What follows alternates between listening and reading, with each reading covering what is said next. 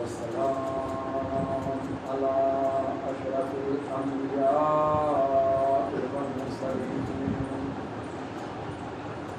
سيد الأولين والآخرين سيدنا ونبينا وشفينا وهادينا مولانا أبا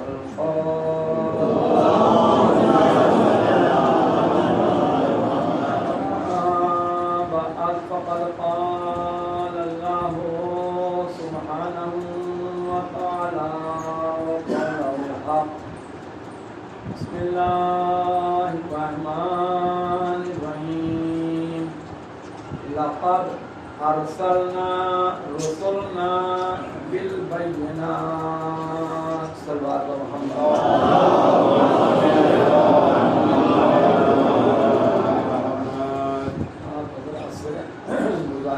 مرتبہ سورہ الحمد اور 3 مرتبہ سورہ قل هو اللہ کی تلاوت فرما کر سید حسن عالم ابن سید مظاہر حسنین صاحب کی رسول اور سارے ثواب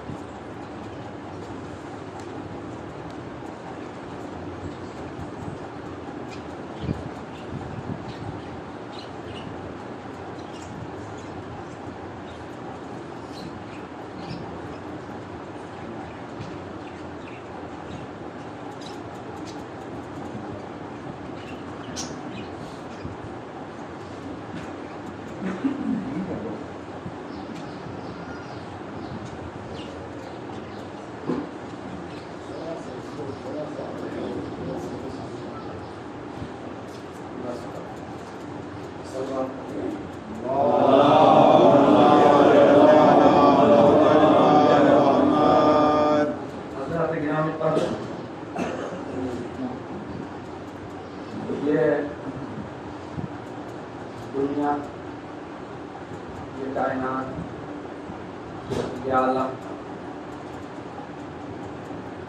اللہ نے اس کو پیدا کرنے سے پہلے کے حالات کو قرآن مجید میں دہرایا۔ دنیا کس طرح پیدا کی گئی، ان واقعات کو بھی اللہ نے ارشاد فرمایا۔ اس کو پیدا کرنے کے بعد انسان کا انجام کیا ہوگا، ان حالات سے بھی اللہ نے روشناس کرایا۔ کوئی گوشہ زندگی کا ایسا نہیں ہے جس سے اللہ نے انسان کو متوجہ نہ کیا ہو۔ پیدا ہونے سے پہلے کے حالات بھی، پیدا ہونے کے حالات بھی، اور دنیا کو چھوڑ دینے کے حالات۔ 3 ہی زمانے ہوتے ہیں، ایک زمانہ جو گزر گیا، ایک زمانہ جو موجودہ ہے، ایک زمانہ جو آنے والا ہے۔ اللہ نے تینوں کے حالات سے انسان کو روشناس کرایا اور بتایا ہم نے تمہیں کیسے پیدا کیا، ہم نے تمہیں کس طرح تخلیق کیا، ہم نے تمہیں کس طرح تمہارے اندر جان ڈالی۔ تم جب پیدا ہوئے تو کچھ بھی نہیں جانتے تھے، جب تم آغوش مادر میں آئے تو نہ تم ہمکنا جانتے تھے، نہ سسکنا جانتے تھے، نہ کسی سے کچھ بتا سکتے تھے، نہ کسی کو کچھ سمجھا سکتے تھے، نہ کسی کی بات سن سکتے تھے، نہ کسی کو جواب دے سکتے تھے۔ اور تمہیں کس نے اشارہ بتایا، تمہیں کس نے کنایا بتایا، تمہیں چلنا کس نے بتایا، تمہیں دوڑنا کس نے سکھایا، تمہیں یہ طاقت کس نے بخشی، تمہیں یہ قوت کس نے دی۔ پیدا ہوا انسان لیس الانسان الا ما سعى، کچھ بھی نہیں جانتا۔ جب انسان پیدا ہوتا ہے تو بس ایک گوشت کا لوتھڑا ہوتا ہے، اور نہ وہ کچھ کہہ سکتا ہے نہ کچھ سن سکتا ہے۔ کچھ دن بعد وہ ہمکنے لگتا ہے، کچھ دن بعد وہ اشارہ سمجھنے لگتا ہے، اشارہ جان جاتا ہے، کچھ دن بعد تبسم کرنے لگتا ہے، پھر وہ کچھ کہنے لگتا ہے، پھر وہ بولنے لگتا ہے، پھر وہ چلنے لگتا ہے، پھر اس کی قوت بڑھتی چلی جاتی ہے۔ تو تمہیں یہ قوت دینے والا کون ہے؟ تمہیں یہ طاقت دینے والا کون ہے؟ تمہیں ہم کلام کرانے والا کون ہے؟ وہ قوت گویائی دینے والا بھی ہے، قوت گویائی کو واپس لینے والا بھی ہے۔ صلوات پر محمد و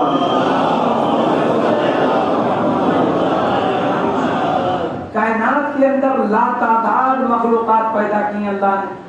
اگر آپ دنیا کا جائزہ لیں تو اول تو یہ ہے کہ جائزہ لینے کے ہم قابل ہی نہیں ہیں، ہماری صلاحیت ہی اتنی نہیں ہے کہ ہم دنیا کا جائزہ لیں، مگر جو ہماری نظروں کے سامنے ہے کم سے کم ہم وہ تو روزمرہ کا ہی ہمارا مشاہدہ ہوتا ہے۔ کتنی مخلوقات ایسی ہیں کہ جو ہمارے سامنے ہیں، کتنی مخلوقات ایسی ہیں جن کو ہم سنتے ہیں، اور کتنی مخلوقات ایسی ہیں جس کو ہم جانتے نہیں ہیں۔ یہ روئے زمین کے اوپر کتنی مخلوقات کو ہم کچل کے چلے جاتے ہیں، ایک پیر سے ایک جوتے سے کتنی چمٹیاں مر جاتی ہیں، کتنی مخلوقات کو ہم نے مسل دیا، کتنی کو ہم نے کچل دیا۔ کبھی غور کیا کہ یہ اللہ کی پیدا کردہ مخلوق ہے اور یہ بے سبب اس نے پیدا نہیں کی ہے، جو شے بھی اس نے پیدا کی ہے اس کو پیدا کرنے کا کوئی نہ کوئی سبب ہے، کوئی نہ کوئی وجہ ہے، کوئی نہ کوئی راز ہے اس کو پیدا کرنے کا۔ بے سبب اللہ نے کوئی شے دنیا کے اندر پیدا نہیں کی۔ شاید میں نے اس واقعے کو بہت سی بار پڑھا، یہ جو بیماریاں ہو جاتی ہیں، دیکھتے آدمی کتنا ڈرا ہوا ہے اس وقت، کتنا خائف ہے، کتنا خوف زدہ ہے۔ اگر آپ ہاتھ بڑھائیے تو ہاتھ بڑھاتے ہوئے اس کو جو حالات ہیں وہ آپ مجھ سے بہتر جانتے ہیں، اس کو دہراتا نہیں ہوں، لیکن آپ یہ دیکھیے کہ حالات کس طرح بدلتے اور بیماریاں کتنی پیدا ہوتی ہیں۔ جو ہم سے پہلے کے واقعات ہم نے سنے، پلیگ کس طرح پھیلتا تھا، وبائی بیماریاں کیسے آتی تھی، بستیاں کی بستیاں خالی ہو جاتی تھی۔ یہ بیماریاں کبھی کبھی انسان کے لیے شفا کا باعث ہوتی ہیں۔ ایک شخص آیا اور آنے کے بعد اس نے امام چاروں حضرت امام علی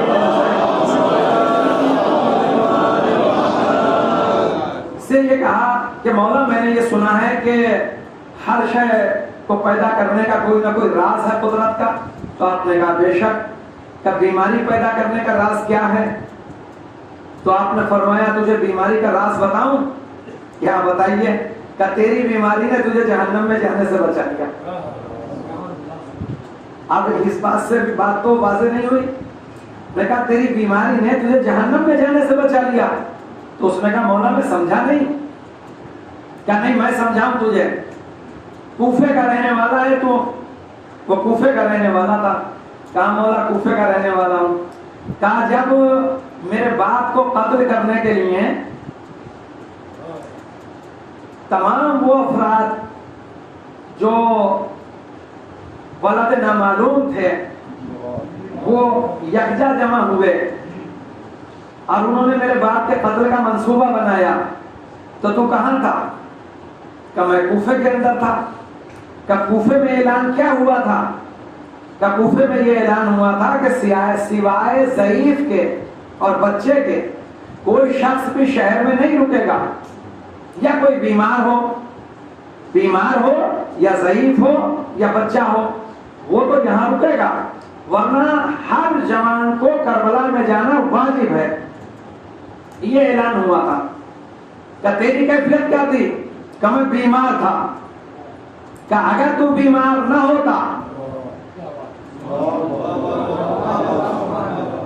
تو یا تو میرے باپ کے قتل میں شرکت کرتا، اور اگر تو شرکت نہ کرتا تو تجھے ابن زیاد قتل کرتا، تو تو قتل ہو جاتا، اور تو اگر وہاں نہیں جاتا تو تجھے ابن زیاد قتل کر دیتا، وہاں چلا جاتا تو تو جہنم میں چلا جاتا۔ لہذا تیری بیماری نے تجھے دو فائدے پہنچائے، ایک تو تو قتل ہونے سے باقی رہا، دوسرے تو جہنم میں جانے سے بچ گیا۔ صلوات پر محمد والے۔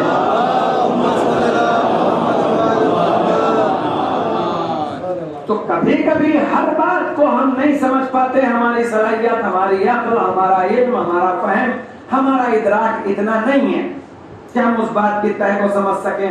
ہمیں جتنا معلوم ہے ہم اتنا سمجھ سکتے ہیں، اس سے زیادہ سمجھنے کی ہماری صلاحیت نہیں ہے. تو بیماریاں انسان کو جہنم میں جانے سے بچا لیتی ہیں. بیماریاں انسان کے لیے شفا کا باعث بن جاتی ہیں. بیماریاں انسان کے لیے توبہ کا باعث بن جاتی ہیں.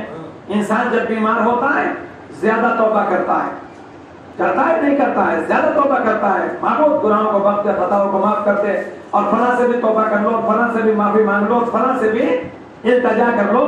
خدا دے عالم بیماری میں مبتلا کرے تو کبھی کبھی بیماری استغفار کا باعث جب بنتی ہے، استغفار کرتا ہے آدمی، اللہ سے مغفرت کی دعا کرتا ہے، تو خدا دے عالم غفور الرحیم ہے، گناہوں کا معاف کرنے والا، توبہ کا قبول کرنے والا. اس سے بڑا کوئی توبہ کا قبول کرنے والا، گناہوں کا معاف کرنے والا نہیں ہے.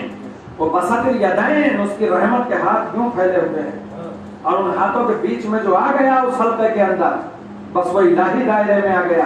اور جو الہی دائرے میں آ گیا وہ خدا کی پناہ میں آ گیا، اور جو خدا کی پناہ میں آ گیا اس کو دنیا کے اندر بھی راحت ملتی ہے، آخرت کے اندر بھی اس کے درجات بلند ہو. کوئی شے اللہ نے بغیر کسی اس کی پیدا کرنے کے، اگر میں واقعات بیان کرنے لگوں کہ اس نے کس طریقے سے کس کی شے کو پیدا کیا. ایک آدمی منکر خدا تھا، دنیا خود پیدا ہو گئی، یہ خود فنا ہو جائے گی. یہ انسان خود پیدا ہو گیا ہے، خود فنا ہو جائے گا. وہ دہریہ سمجھتی تھی، اس کو تھا امام کے سامنے یہ کہہ رہا تھا یہ خود پیدا ہوئی، یہ خود ختم ہو جائے گی، کوئی اللہ ہے ہی نہیں. ایک بچہ جا رہا تھا، اس کے ہاتھ پہ ایک بیضہ تھا، انڈا لے کے جا رہا تھا. آپ نے اس کو بلایا اور اس کے ہاتھ سے وہ انڈا اپنے دست مقدس میں رکھا اور اس سے کہا یہ کیا ہے؟ کیا یہ بیضہ ہے؟ کیا یہ بیضہ نہیں ہے؟ یہ ایک ایسا محفوظ قلعہ ہے کہ اس کے اندر نہ کوئی جا سکتا ہے، نہ اس میں سے بغیر کسی حرکت کے کچھ آ سکتا ہے. یہ ایسا محفوظ قلعہ ہے. اور دیکھ اس کے اندر 2 نہریں جاری ہیں، اس کے اندر 2 نہریں جاری ہیں، ایک طلائی ہے ایک نقرائی، ایک سفید ہے ایک زرد ہے. اور وہ 2 نہریں اس کے اندر ہونے کے باوجود ایک دوسرے سے نہیں ملتی جب تک کہ اس کو کوئی گردش نہ دی جائے. وہ دونوں اس کے اندر ٹھاٹے مارتی ہیں، دونوں نہریں، اور اس کے اندر محفوظ رہتی ہیں. یہ ایسا محفوظ قلعہ ہے. اور اسے جب کسی موت کے نیچے رکھ دیا جائے تو 22 دن کے بعد ایک نوزائیدہ بچہ اس سے پیدا ہو جاتا ہے. اب وہ جب پیدا ہوا تو اس کے لیے انتظام کس نے کیا کہ اس کے شکم میں غذا کہاں سے؟ یہ بے چین انسان ذرا غور کر کسی شے کے اوپر، اس سے بڑی مثال تو ہے ہی نہیں. صبح سے شام تک آپ دیکھتے ہیں جب کہیں جاتے ہیں تو انڈا آ جاتا ہے، سردی آنے والی ہے، اور آپ دیکھیں گے تو بے چینی مت کر اپنے لیے پیدا. یہ دیکھ کہ اس کے اندر 2 نہریں جاری ہیں اور اس نے تیرے پیدا کرنے سے پہلے تیرے رزق کا انتظام کیا. انڈے کے اندر اس نے ایک چیز سے تو تخلیق کی بچے کی، اور ایک کو اس کی غذا قرار دی. جو دنیا میں آنے سے پہلے غذا کا انتظام کر دے اسی کو تو خالق کہا جاتا ہے، اسی کو تو خدا کہا جاتا ہے. صلوات پر محمد والے.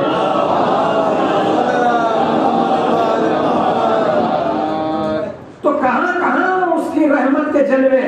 لقد خلقنا الانسان فی احسن تقویم. سب سے اعلیٰ پیمانے پہ جو اس نے پیدا کیا تمام مخلوقات کو پیدا کر کے، سب سے اعلیٰ پیمانے پہ انسان کو پیدا کیا. انسان سے اعلیٰ کوئی نہیں ہے، انسان سے اولا کوئی نہیں ہے، انسان سے اشرف کوئی نہیں ہے. اس کو ایسا پیدا کیا اس نے کہ اس کے سر کو وہ بلندی بخشی کہ کسی اور مخلوق کو یہ شرف حاصل نہیں جو انسان کو حاصل ہے. یہ سر، بدن کے اوپر یہ سر کا قائم ہونا، اور اس سر کے اندر وہ بہترین حصے جو جسم کے تمام اعلیٰ حصے ہیں وہ اس سر میں قرار دیے. دیکھتے ہیں آپ، یہ دہن، بولنے کی صلاحیت، یہ ناک، سونگنے کی صلاحیت، یہ کان سننے کی صلاحیت, یہ آنکھ دیکھنے کی صلاحیت, یہ تمام اعلیٰ حصے ہیں بدن کے, سب سے زیادہ نازک حصے, اور پھر ان کے محافظ انہی میں پیدا کیے. تمام مخلوقات کو پیدا کرنے کے بعد انسان کو اشرف بنایا, اور اشرف بنا کے اس کو یہ شرف بخشا. ہمیں اپنی معرفت اپنے آپ خود نہیں ہے. یہ جو گردن سے اوپر کا حصہ ہے, لب ہیں, تو کیسے بنائے اس نے؟ اگر منہ کھلا ہوا بنا دیتا, یہ لب نہ ہوتے, منہ ہوتا, کھلا ہوا ہوتا, تو کوئی بھی چیز اندر چلی جاتی, کون روکتا؟ لب بنائے اس نے. یہ آنکھ, پھر اس کو روشنی کو تقسیم کرنا, بیچ میں اس کا ڈیوائیڈر بنانا تاکہ روشنی کو حصوں میں تقسیم ہو جائے. یہ پیشانی جو ذہن کو تازہ روشنی بخشتی ہے آفتاب کی. کوئی سر کے اوپر بال ہے, پیشانی پہ بھی جماتے, کوئی بعید کوئی تھا اگر ماتھے کے اوپر بال جماتے, اس کے اوپر شکن, اس کے اوپر اس سے نیچے ابرو, اس کے نیچے پلک, تاکہ نازک حصہ ہے آنکھ, اس میں کوئی گندی چیز نہ جا سکے. اگر آپ ہی کا پسینہ, آپ ہی کا عرق بہہ کے آنکھ کی طرف چلتا تو اتنی چیزیں حفاظت کے لیے بنائی. پہلے تو اس نے شکنیں قائم کی کہ جہاں عرق آیا شکن سے ڈھل کے ادھر کو چلا گیا یا ادھر کو چلا گیا. اگر بچ کے ابرو کی طرف آیا تو اسے بھاؤں نے روک لیا, اس سے ہو کے پلک کی طرف آیا تو پھر اس نے محافظت فرمائی. اور اب آنکھ کی طرف اگر کسی نے انگلی اٹھائی تو پلک پڑی اس کی حفاظت کرنے کے لیے. گویا اس نے عادت قائم کی ہے تو محافظ بھی اس کے ساتھ پیدا کیے ہیں. خدا سے بڑا حفاظت کرنے والا کوئی نہیں ہے. صلوات پر محمد. کیسی حفاظت کرنے والا ہے, کیسی محافظت کرنے والا ہے. ناک بتا, ہاتھ بتا دیتے لذا گرم ہے یا نرم ہے, ہاتھ بتا دے گا یہ سرد ہے یا گرم ہے. جیسے ہی آپ غذا پہ ہاتھ رکھیں گے ہاتھ بتائے گا. لب بتائیں گے, زبان بتائے گی ذائقہ کیسا ہے, آنکھ بتائے گی کوئی چیز ملی ہوئی تو نہیں ہے, ناک بتائے گی کوئی چیز سوئی ہوئی تو نہیں ہے. یہ تمام چیزیں تاکہ کوئی غلط چیز تمہارے ذہن میں نہ چلی جائے, قدرت نے ایسے محافظ پیدا کیے ہیں, ایسے انتظامات پیدا کیے ہیں کہ ہم ایک کا بھی نعم البدل نہیں رکھتے. ایک کا بھی ہمارے پاس کوئی بدل نہیں ہے. اس کا اس نے کیسے کیسے اعضاء بخشے ہمیں. یہ ہاتھ جو میرے سامنے ہے اور اس کو آپ دیکھ رہے ہیں, اس ہاتھ کے اندر اگر یہ انگوٹھا نہ ہو, صرف یہ اگر یہ نہیں ہے تو پھر یہ اتنا مجمع بیٹھا ہوا ہے. ایک بٹن قمیص کا اس مجمع میں سے کوئی لگا کے بتا دے, اگر یہ انگوٹھا نہیں ہے تو آپ ایک بٹن نہیں لگا سکتے. تو آپ نے کبھی اس کی قدر کی کہ اس کی قدر کرنی چاہیے کہ یہ کتنا ضروری ہے. اگر یہ جس کے ہاتھ میں نہیں ہے اس کو معلوم ہوگا اس کی کیفیت. ہم نے کبھی غور نہیں کیا. یہ ہاتھ میں اگر انگوٹھا نہیں ہے تو پورا مجمع مل کے میں ایک شیروانی کا بٹن نہیں لگا سکتا بغیر مدد کے. اگر یہ نہیں ہے پھر مجھے مدد چاہیے کسی. جس کا ہاتھ نہیں ہے اس کی کیفیت کیا ہوگی؟ جس کا بازو تک نہیں ہے ہاتھ اس کی کنڈیشن کیا ہوگی؟ آپ سوچئے, یہ ہاتھ اللہ نے دیے تو یہ کس لیے اس نے بخشے. یہ قدم دی ہے اس نے, اس سے پوچھئے جس پہ چلنے کی طاقت نہ رہی. ہماری عمر کا ہو گیا اور خیریت ہے کہ گھٹنوں میں بددمی نہیں رہا, چلا نہیں جاتا. 50 سال کے بعد کیفیت بدلنے لگتی ہے, نوعیت بدل جاتی ہے. 50 سال تک تم نے سوچا کہ جس نے تمہیں طاقت دی تھی ان گھٹنوں کے اندر, یہ پیروں کے اندر, تو اس کا تم نے استعمال کیا کیا؟ مجھ سے اگر پلٹ کے یہ کہے کہ یہ تجھے میں نے اتنے طاقتور پیر عطا کیے تھے, تم نے اس کا استعمال کون سے راستے میں کیا؟ تو میں بتا سکتا ہوں, مجھے یاد بھی نہیں رہا کہ کن راہوں سے گزرا. ایک چھوٹی سی نعمت کا انسان بدل ادا نہیں کر سکتا. شاید کسی سے آپ نے سنا ہو یا میں نے اس کو دہرایا ہو, جناب موسیٰ کے زمانے میں ایک آدمی صحرا کے اندر تھا اور وہ لقو دق صحرا کے اندر ایسا بے آب و گیا. آپ نے بے آب و گیا علاقے دیکھے نہیں؟ بڑے سبز و شاداب علاقے میں آباد ہے. یہ دوآبا ہے, دونوں طرف پانی ہے اس کے. دنیا میں پانی ختم ہو جائے گا, اس علاقے میں نہیں ہوگا. اگر 2 رکعت نماز اسی کی پڑھی جائے شکرانے کی, اور آپ دعا دیں ان کو, اپنے آواز دار کو جو اس علاقے میں آئے, یہ دوآبا کہلاتا ہے. اس کی آپ کو کنڈیشن نہیں معلوم. اگر آپ ہسٹری کا تاریخ پڑھیں گے آپ, تو آپ کو بہت سی چیزیں ایسی ملیں گی, اور ان کے ریزن ملیں گے, ان کے سبب ملیں گے. کیا پتا ہوتا ہے ان کو, اسلاف کو کیا پتا کہ اخلاق اتنے نالائق ہوں گے کہ جنہیں قدردانی نہیں ہوگی, قدر نہیں ہوگی. آپ ایسی جگہ آباد ہیں کہ دنیا میں پانی ختم ہو جائے گا تو یہاں پانی ختم نہیں ہوگا. بے آب و گیا علاقے آپ نے نہیں دیکھے, جہاں میلوں پانی میسر نہیں آتا, جہاں راستے نہیں ملتے, جہاں ریت کے پہاڑ بن جاتے ہیں, جہاں ابھی تو آپ گزرے ہیں اس راستے سے اور ہوا آئی اور ریت کا طوفان آیا اور وہاں پہاڑ کھڑا ہو گیا, اب آپ پلٹ کے بھی نہیں آ سکتے. ایسا ہو جاتا ہے. ایسے صحرا ہے دنیا کے اندر. تو وہ ایسے صحرا میں تھا, مگر عابد شب زندہ دار تھا. وہ تمام رات عبادت کرتا تھا, تمام دن عبادت کرتا تھا. عبادت پہ نازا نہ ہوئیے, غرور نہ کیجیے, تکبر نہ کیجیے. اگر میں نماز پڑھتا ہوں تو کسی نے آواز دیا, ارے بھائی کیا پتا قرآن پڑھ رہے تھے, ابھی کیا پتا میں ابھی تسبیح پڑھ رہے تھے. ارے بھائی آپ عبادت کو سمجھیے, ثواب کو سمجھیے.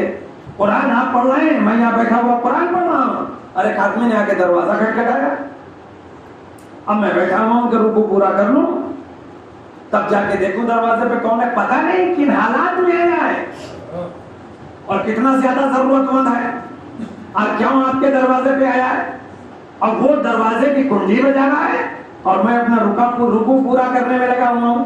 اب آپ کو رکوع پورا کرنے کی ضرورت نہیں ہے, تلاوت کرنا باعث ثواب ہے. آنے والے کی خیریت پوچھنا بھی ثواب ہے. ایک سنت دوسری سنت کو تبدیل نہیں کرتی. قرآن کو بند کر لو, آنے والے کو پہلے معلوم کر لو. ثواب کو سمجھیے. ابھی ایسی بات سمجھ میں نہیں آنے گی آسانی سے. بہرحال مجھے یہاں کی کیفیت معلوم ہے. وہ لقطہ صحرا میں پھنس گیا تو اسے اپنی عبادت پہ بڑا ناز تھا, بڑا سینہ اس کا کشادہ رہتا تھا, رات بھر عبادت کرتا تھا, دن بھر عبادت کرتا تھا. پھنس گیا ایسی جگہ, پھنس گیا تو پیاس لگی تو پیاس کی کیفیت تو پیاسا بتا سکتا ہے. پیاس لگنے کے لیے اسباب اور مقام, ہر جگہ پیاس ایک سی نہیں ہوتی. اس صحرا کے اندر اس کی پیاس نے اسے بے چین کر دیا. اب تھا, دعا کرنے لگا. ایک آدمی سامنے سے سرائی لیے ہوئے سرد پانی کی اسے دکھائی دیا, تو اس نے کہا کہ مجھے ذرا سا پانی پلا دے. کہا پانی تو میں پلا دوں گا, تیرے پاس پانی کے عوض میں کیا ہے جو تو مجھے دے دے, میں تجھے پانی پلا دوں, تیرے پاس کیا ہے. تو اس نے کہا میری تو جیب خالی ہے, اس وقت تو کچھ بھی نہیں ہے. کہ نہیں, بے کچھ دیے تو میں تجھے پانی دے نہیں سکتا. تو اس نے کہا میں نے تجھے اپنی آدھی عبادت دے دی, آدھی عبادت تجھے دے دی. اس نے آدھا گلاس پانی اسے دے دیا, آپ کھولے میں پانی دے دیا, اس نے پی لیا. پی کے اس کی پیاس بھڑک گئی. جب بھڑک گئی تو اس کی بے چینی بڑھ گئی. اس نے کہا اتنا ہی اور پلا دے. کہا جو آدھے بچے ہیں وہ اور دے دے, جو تیرے پاس آدھا بچا ہے وہ تو اور دے دے. تو اس نے کہا زندہ رہا تو پھر عبادت کر لوں گا, اور اللہ مجھے عمر عطا کرے گا تو پھر نمازیں پڑھ لوں گا, پھر تلاوت کر لوں گا, پھر نیک کام کروں گا. پہلے زندہ تو رہ جاؤں, بس تو جاؤں. اس نے کہا یہ آدھا بھی دے دیا.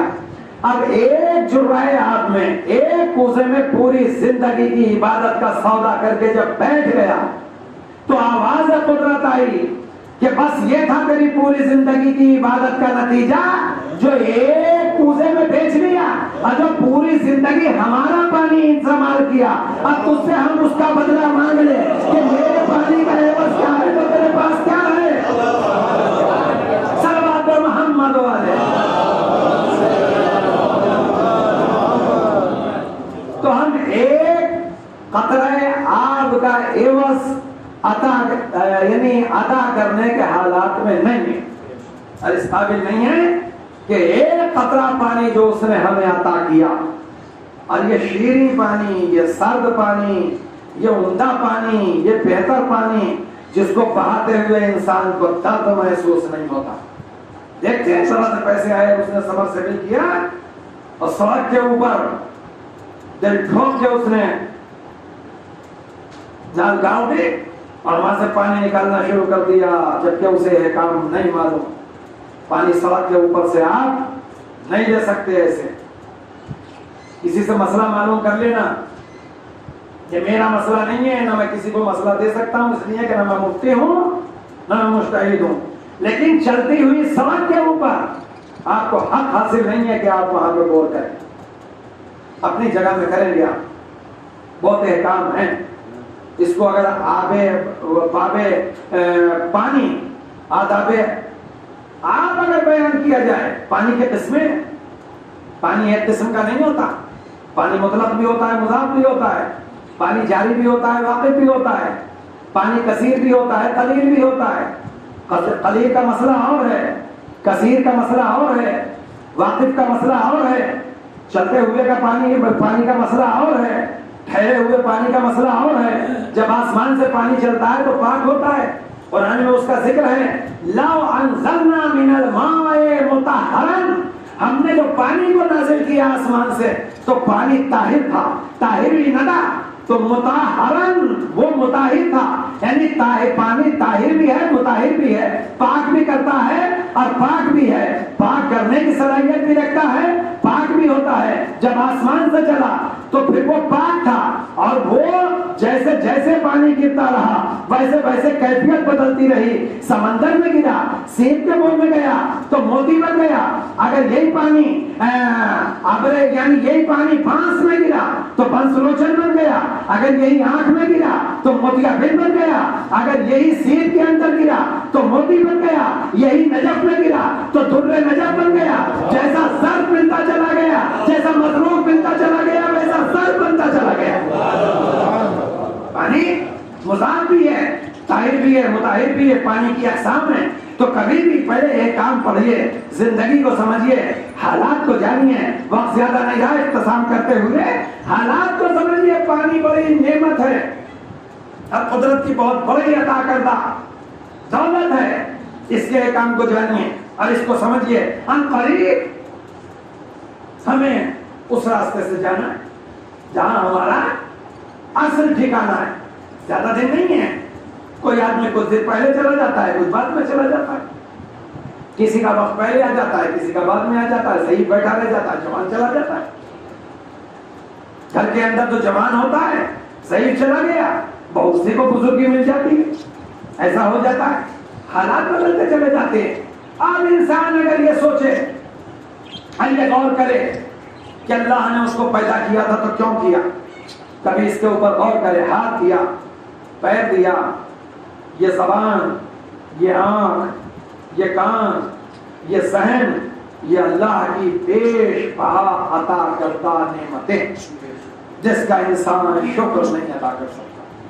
ہر روئے بدن یعنی جسم کے روئے، ہر روئے کے اوپر اگر زبان پیدا ہو جائے تو شکر خداوند عالم ادا نہیں ہو سکتا. اللہ نے وہ نعمتیں عطا کی، وہ نعمتیں دی جس کا شمار نہیں ہو سکتا. بس یہ زندگی ایک امتحان ہے. دنیا دار امتحان ہے. یہ اموات ہمارے لیے عبرت ہے. یہ عبرت ہے. اور سوچے انسان اور غور کرے. فارسی کی ایک ربائی میں نے بچپن میں پڑھی تھی اور قدیم فارسی کی ہے، اور یہاں زیادہ اس کو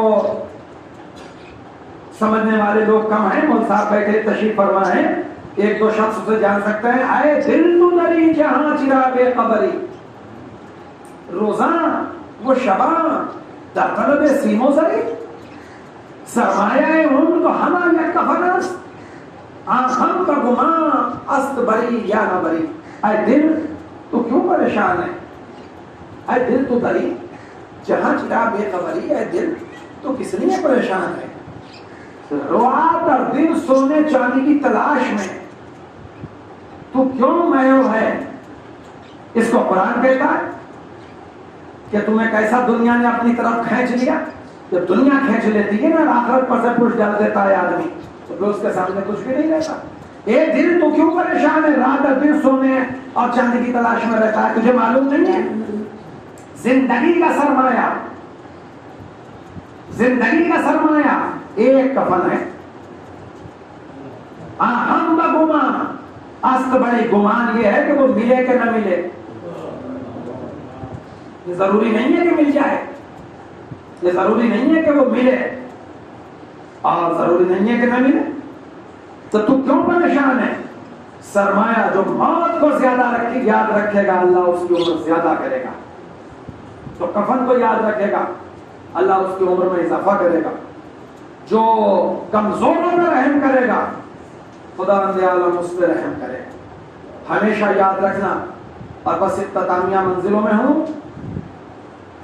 دوسرے امام حضرت امام حسن مجتبی علیہ السلام نے ارشاد فرمایا کمزور پہ رحم کرنا. ایسا آدمی جو تمہاری بات کا جواب نہ دے سکے، وہ کمزور حالات میں ہو اور وہ جواب نہ دے سکے، تو ایسے آدمی سے کبھی کوئی اس قسم کی بات نہ کرنا کہ وہ تمہارے دباؤ کی وجہ سے بول نہ سکے. اگر اس نے یوں منہ اٹھا دیا ایسے اور اس کے دل کی آواز وہاں پہنچ گئی تو پھر معاملہ بہت زیادہ خطرناک ہو جائے گا. کبھی ایسا نہ کرنا، کبھی کسی کی مجبوری کا فائدہ نہ اٹھانا، کبھی کسی کمزور کی مجبوری کا فائدہ نہ اٹھانا. کمزور کے اوپر رحم کرو، رحم. اور ان کے کاموں کہ جو تم سے کمتر حالات میں ہیں، کمتر حالات میں.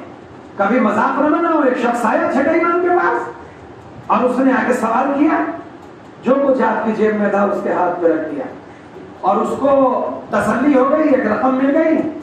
جیسے ہی اس نے اپنی مٹھی کو بند کیا تو آپ نے کہا کہ ذرا اسے میرے سامنے تو کرو.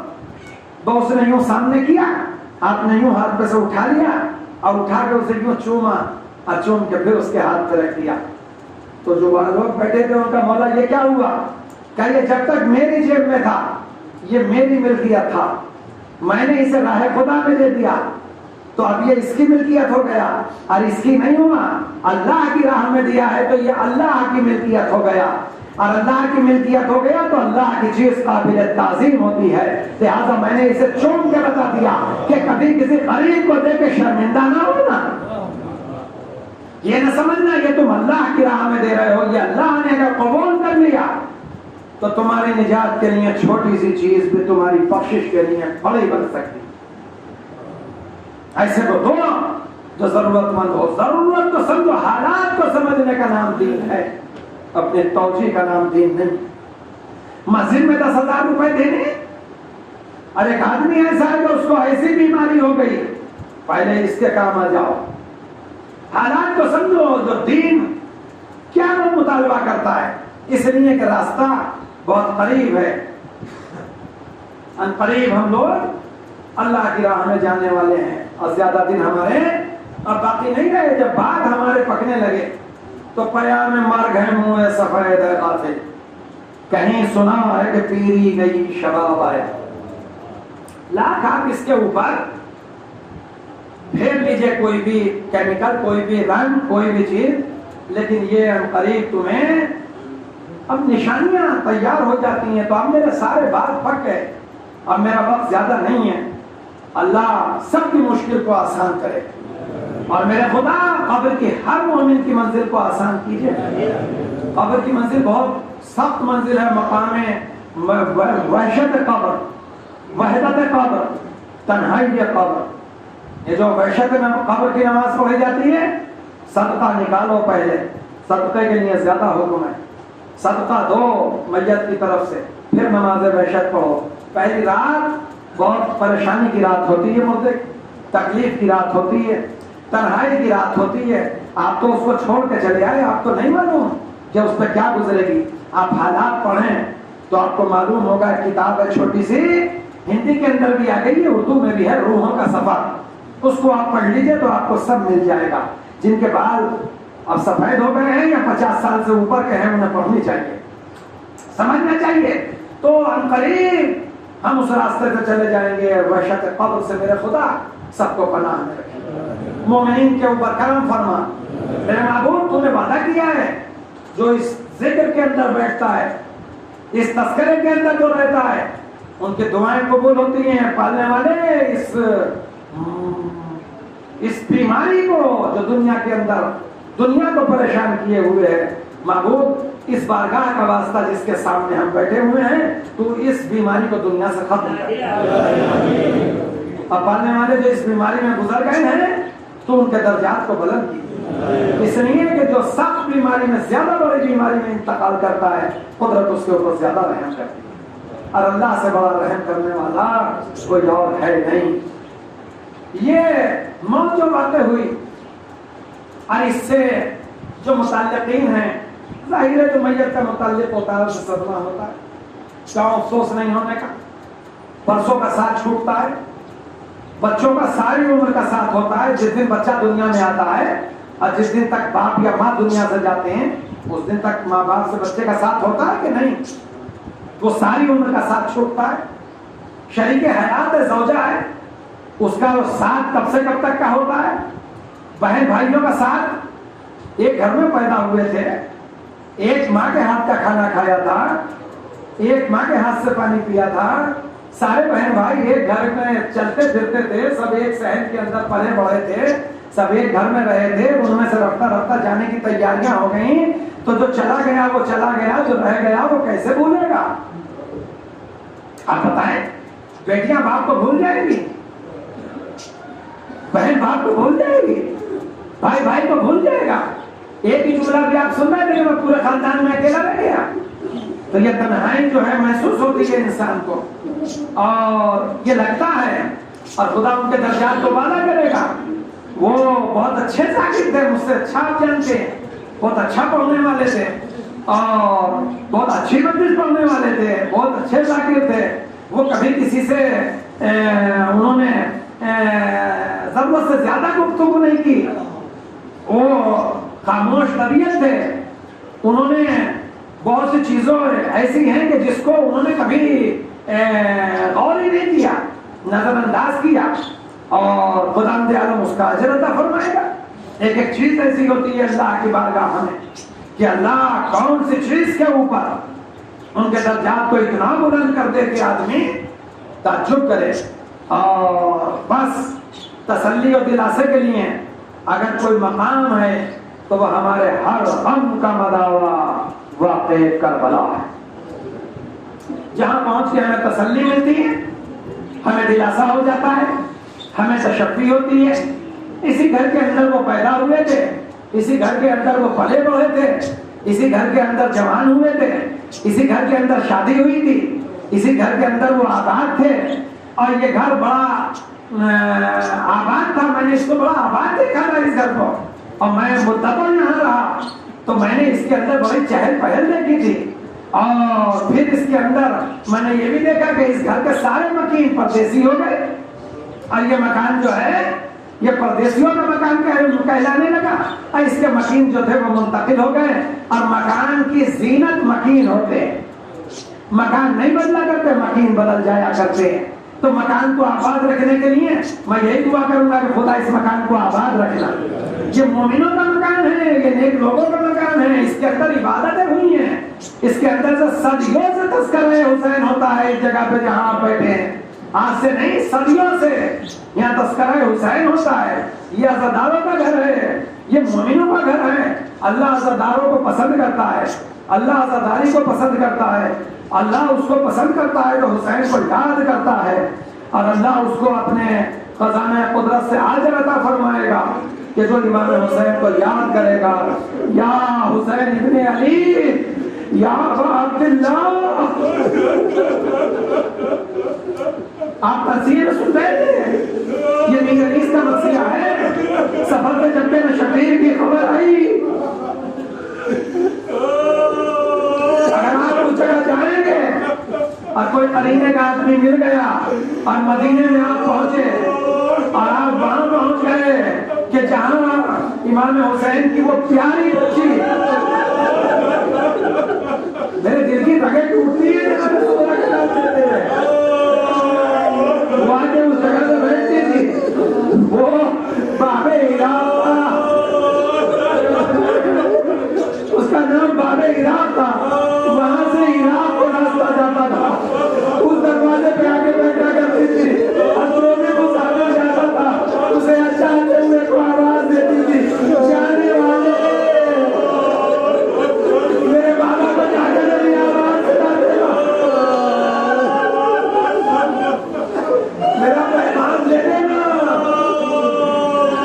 میرے بابا کو بتانا مرحوم کی تو 4 بیٹیاں ہیں امام حسین کی 3 بیٹیاں تھیں وہ ساتھ چلی گئی تھی ایک گھر رہ گئی تھی جو گھر رہ گئی تھی وہ چاہنے والوں کو وہاں یاد کرتی تھی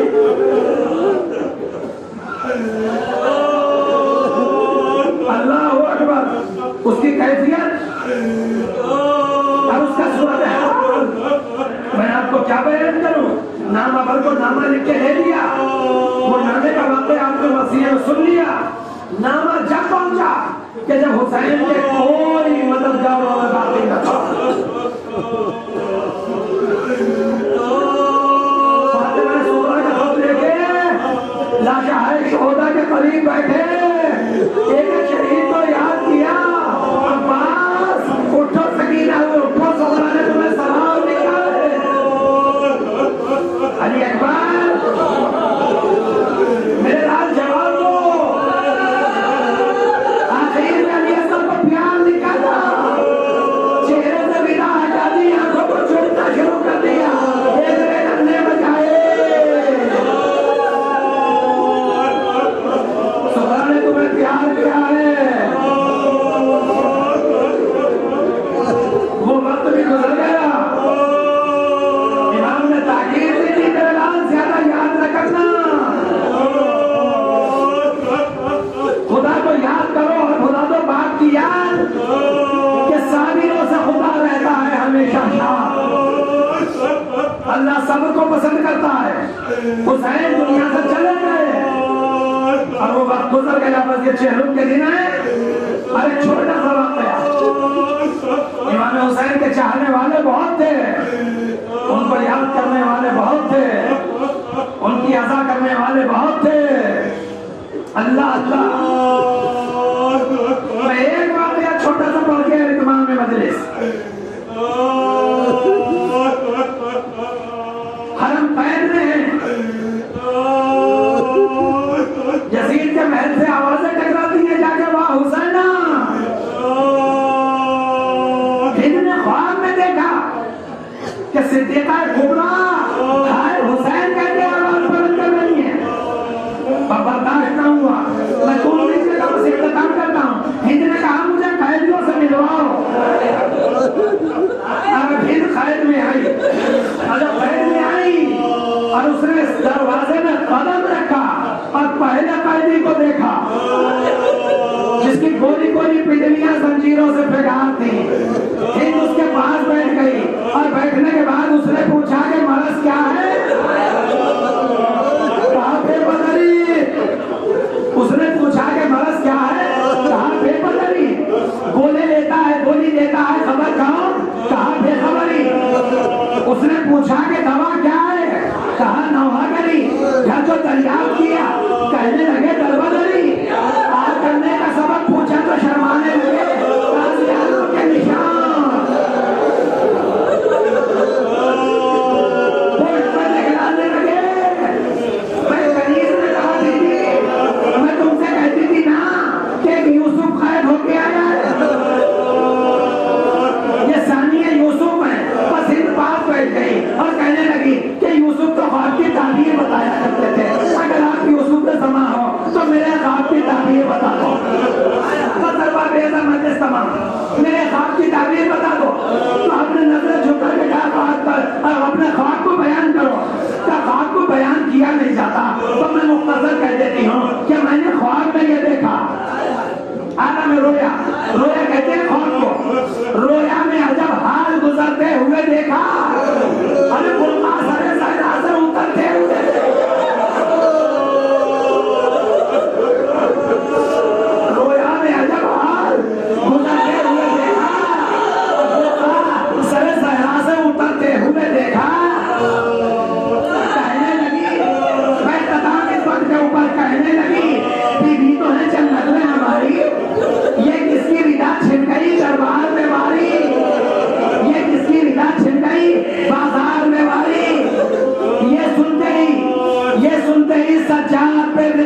کئی تاری اور زینب کے کھلے بالوں کو دیکھا کئی باری، زینب کے کھلے بالوں کو دیکھا کئی باری، فرمایا کہ صدماؤں نے امت نے دیا ہے، بے پردہ کسی ہمسر زائرہ کو دیا ہے۔ تو جیسے یہ کہا زینب نے بالوں سے منہ چھپا لیا، پھر ذرا آگے بڑھی، ایک قرار کو پتا کر دے، سب زہرا اجل گیا۔ یہ علی کی بیٹیاں، یہ نبی کی نواسیاں، یہ حسین کی اولاد، یہ علی ابن الحسین، ہند نے چادر پھیر لی، پچھاڑے کھانے لگی، ارے بیٹی کا گھر کس نے تاڑا؟ شبیر، ہائے حسین، ہائے حسین۔